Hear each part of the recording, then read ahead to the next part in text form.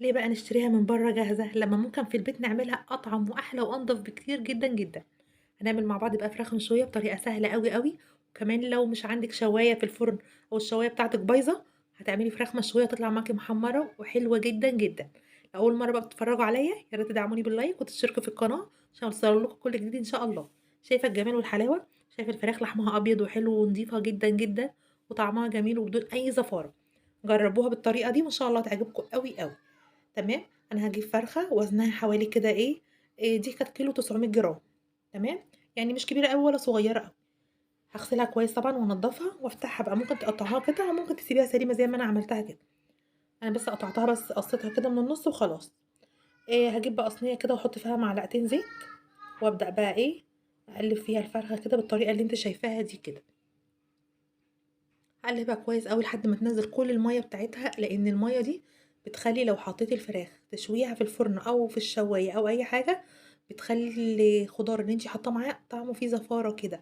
فأنتِ لو عملتيها بالطريقة دي حلوة أوي، أوي، بدون أي زفارة، حتى لو مش ناقعة الفراخ في أي محلول، هتطلع معاكِ تحفة وبدون أي زفارة. تمام؟ بس كده بقى، هتبدئي بقى تعمليها بالطريقة كده وتقلّبيها لحد بقى ما تاخد معاكِ لون كده، لون أصفر فاتح كده يعني دهبي فاتح.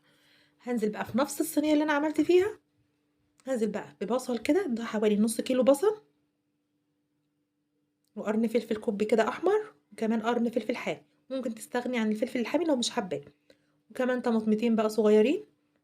وهابدأ بقى أحط ملح وفلفل بس، مش هاحط أي نوع بهارات تاني، ملح وفلفل بس. تمام، هابدأ بقى أقلّب الحاجات دي كويس أوي كده، مش هاسويها، يعني أنا هاتبّلها بس، تتبيلة كده في نفس الخلط نفس الصينية اللي أنا إيه، حمّرت فيها الفراخ. بس بعد بقى لمّا أقلّب كويس أوي، خلاص أنا كده كنت خلاص خلّصت بقى وقلّبتها كويس جدًا، وتبّلتها كويس. هابدأ بقى آخُد نفس الخليط بقى اللي أنا عملته ده الجميل ده أبو ريحة بقى مش قادرة أقول لكم كان عامل إزاي، كان قالب الدنيا. هاخده بقى كده على الفرخة في الصينية بقى اللي أنا هادخّلها الفرن، أو هاحطها على البوتاجاز تاني لو أنا حابة وما عنديش فرن، ممكن تحطيها بقى على نار هادية كده على البوتاجاز.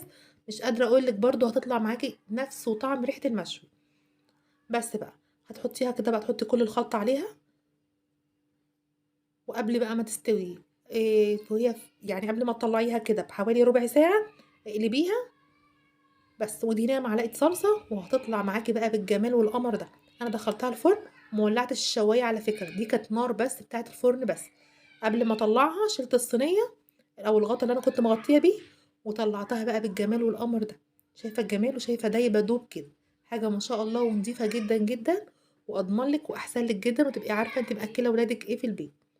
يالّا بقى جرّبوها، ما تنسوش تقولوا لي اعملوا لي لايك وتشتركوا في